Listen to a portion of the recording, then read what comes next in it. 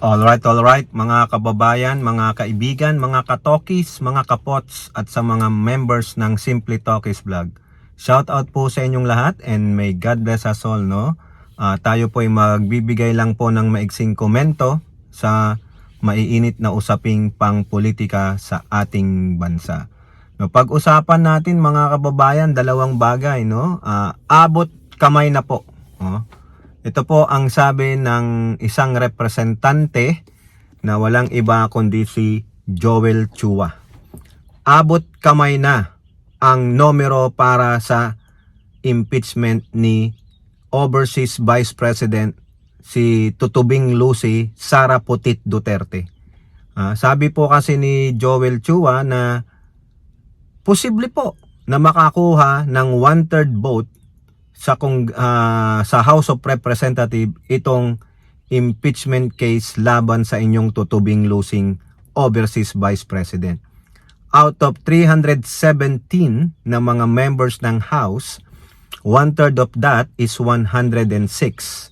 So, paano po nasabi ni Representative Chua na abot kamay na ang 106 at for the second time around, mai-impeach po si Tutubing Lucy, no? Ang labanan na lang dito ay sa Senado kasi po ang daming kakampi ni Tutubing Lucy sa Senado tulad ng mga China door na siyam na yan, no? Talagang mga clouded po yan, mga partial po yan na ang allegiance nila ay sa Duterte. Kahit na ano pang mga matitibay na ebidensya ang ilabas ng prosecutor, wala po yan. Tulad na lang ni Robin Padilla na nagsasabing sunugin nyo man siya at ano pa man ang sabihin nyo sa kanya, Duterte lamang siya. Si Bongo, si Bato na absinero pero Duterte yan. Yung magkapatid na Cayetano, si Amy Marcos, Marcoleta, Chis Escudero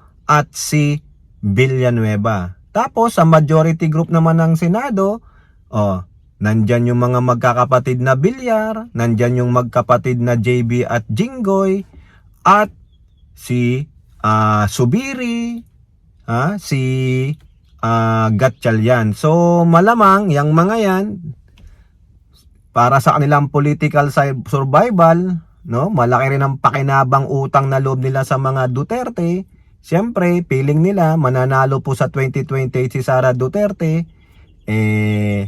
Siyempre, kung sino ang malakas, dun tayo. O yan, pero sa House of Representatives, wala po silang takot. Nilalabanan po nila ang katarantaduhan ni Sara Duterte by doing their due diligence and a due process dahil may impeachment complaint, gampanan yan. O dito, no? Nako, ano ba naman tong araw na ito? Takpan natin, mga kababayan. O ayan. Alright, so sinasabi niya kasi, abot kami yung 106 kasi yung naalala niyo yung botohan ng sufficient form and substance, 'di ba? 54-1. 55 ang bumoto, 54-1, no? 54 para sa yes, merong form and substance. Iisa lang yung bumoto ng no. O, alam niyo na kung sino 'yan, yung manyakol. Kaya sabi ni Chua, so ano pa man, trabaho lang ito. Ito po ang aming mandato na binigay ng Constitution, kailangang gampanan at sinasabing bigyan ng due process yung naaakusahan. So yun po ang ginagawa natin. Even though na mabagal, pero sisiguraduhin naman natin na lahat po ay nabigyan ng due process. No? So sa 54-1 votes, kung ano pa man yung bumoto na yun na 54 para may form and substance, at kung matapos ito, ano man ang maging resulta sa hearing, no, masunod nila yung 5 stages kasi tapos na po yung grounds, hearing na ito, ang huling-huli nga niyan, ilalatag nila sa plenaryo kung ano man po ang magiging desisyon sa hearing na ito. Kung sinabi sa committee na for impeachment, ilalatag pa rin nila yan sa plenaryo. Kung hindi naman for impeachment, ganun po rin po at magbobotohan sila. Kailangan makakuha ng 106 sa final voting sa plenaryo. Naka 54 na po Di po ba? Ito na lang is patunayan ng mga complainant na may matibay silang ebidensya batay sa sinabi nila dun sa mga aligasyon. Kailangan suportahan nila yan at makumbinsin nila yung mga nagsasabing dating bumoto for impeachment, ngayon sinasabi nila na kailangan malaman namin, makita namin ang matinding ebidensya para naman masway kami na bumoto ulit. O wala namang problema. So ibig pala sabihin nung last time di nyo nakita ebidensya. Kasi pareho lang yun eh. Di po ba? O ngayon, kung yan ay makakakuha ng 1/3 o more than pa sa 106, second time around impeach po sa House of Representatives si Tamulmol. Expected na nila yan. Kaya nga ang answer lang nila is ab cotellam, no? O, tatakbo na lang sila either sa Supreme Court, manghihingi sila ng TRO, lalabanan nila yung jurisdiction saka yung timeline nung pagpasa ng mga impeachment. Kasi sabi nila, wala nalabag na naman yung prescribed period, mga ganon. At kung matuloy man ito, mabagal ang kilos ng Supreme Court, kung sila'y tatakbo sa Supreme Court, sabi ni Soto, magpo-forthwith ako. Hindi ako tutulad kay Quezon na kung ano-anong pinaggagawa. So matuloy ito, labanan nito sa Senado, mga kababayan. Pero very positive po, optimistic si Representative Joel Chua that they can get the required numbers para po ma-impeach ulit sa House of Representatives si Overseas Vice President Tutubing Lucy Sara Putit Duterte. O now, pasok naman tayo dito sa isang mambabatas din, no? Member din ito ng House of Representatives na si Akbayan Representative Sendanya. Meron po siyang pinopropose na House Bill, no? House Bill number 4304 o yung nagpapataw ng 1.5 to 3% wealth tax. Wealth, no? Kinakailangan naman yun. Ako nga dapat hindi lang 1.5 to 3% wealth tax eh. Kasi yung mga ordinaryong mamamayan, tingnan nyo ang mga tax bracket niyan. Hindi bababayan ng 3%. Yung mga middle class, nako, yan ang kawawa, ang middle class.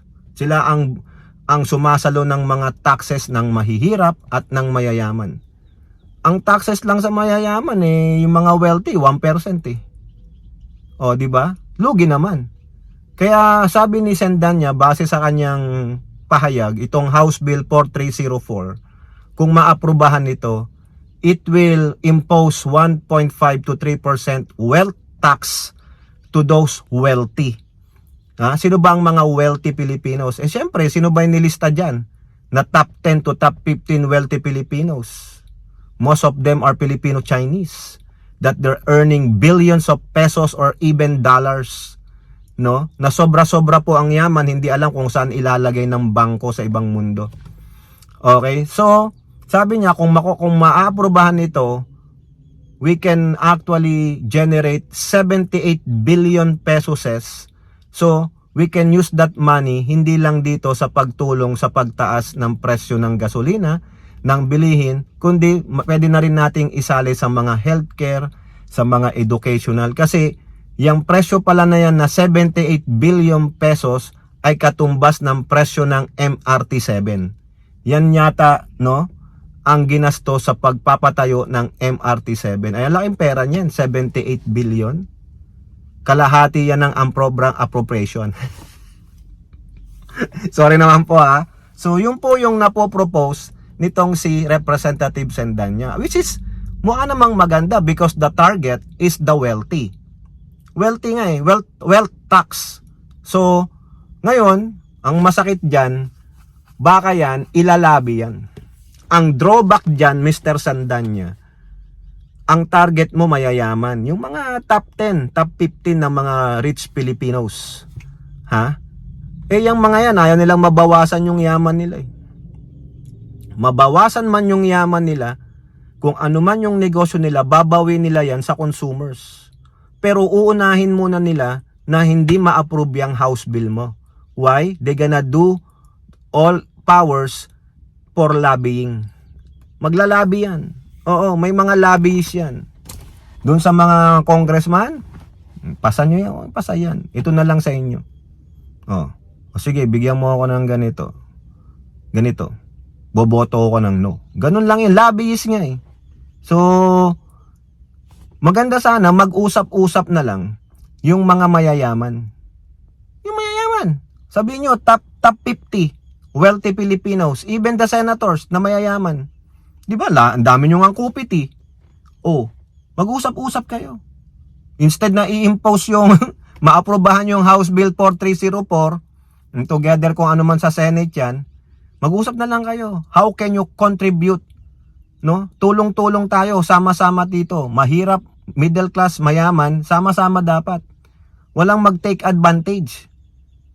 Kung ayaw nyo nung proposal ni Sendanya, abay mag-usap-usap kayo, kayong mga mayayaman, mga senador, congressman na mayayaman, nagpasasa sa kaban ng bayan. It's about time to what? Oh, do your due diligence. 'Di ba? Magtulungan tayo kaya nga ni Sendanya eh. Oh. Sana naman magising diyan yung mga mayayaman na wealthy talaga. Na parang ano lang, mani lang yung caviar, no? Palagang kinakain mas mahal pa sa Wagyu beef. Okay, so ako kung ano yan okay naman ako diyan. 78 billion yan at ang itatax mo ay yung mga super wealthy talaga. Ang kalaban mo diyan, if they don't wanna participate, they gonna do in all their powers to disseminate to kill that house bill. Maglalabis yan, kukuha ng mga lobbies yan kasi sila matatamaan, mga wealth yan wealthy mayayaman na mga Pilipino.